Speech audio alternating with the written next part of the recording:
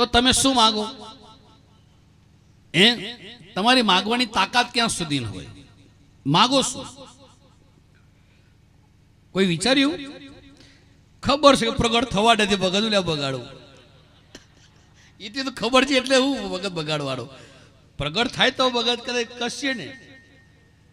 એટલે કહેવાનો મારો ધ્યેય, કૈકેયી માને માગવાનું ભગવાન રામે કહ્યું ત્યારે કૈકેયી માએ સાહેબ શું માગ્યું ખબર છે? કે હે રામ, જો તું મને આપવાનું જ કહેતો હોય તો બસ તારી પાસે એક વરદાન માગું છું કે ભરતને કે મને આઈને માં કહી જાય. શું કહી જાય? માં કહી જાય. બસ બીજું મારે કાંઈ જોતું નથી. અને એ ટાઈમે કો ભુવનની અંદર રામજીએ સાહેબ ભરતને બોલાય કે ભરત, માને તું માં કહેજો, કૈકેયી માને માં કહેજો. અને રામ બોલે એટલે સાહેબ ભરત કાંઈ ના બોલે.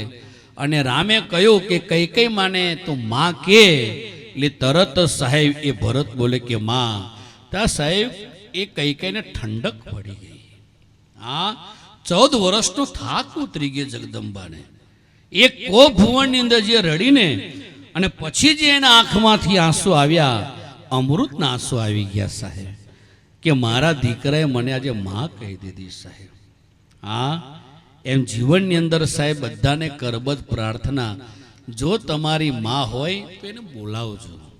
હા, રિહામણી થઈ હોય તો રિહામણું બહુ લાંબુ ટકતું નથી, પણ જ્યારે પાવરમાં આવી જાય ત્યારે એને સાહેબ રાજી રાજી કરી દેજો. કારણ કે સાહેબ આજ પૂજાના કાલ પૂજા છે, પૃથ્વી પર બેઠા આજ ભગવાન છે સાહેબ. હા, બીજા કોઈ ભગવાન તો જો આપણે જોવા ગયા નથી. વેદ શાસ્ત્રની અંદર પ્રથમ 2 ભગવાન બતાયા છે, એક માતૃદેવો ભવ, પછી પિતૃદેવો ભવ, પછી બીજા 3 છે તો બહુ લાંબા પીરિયડમાં. પણ આ 2 મારીને તમારી નજર છે તો એને સ્વીકારવાની કોશિશ કરજો સાહેબ.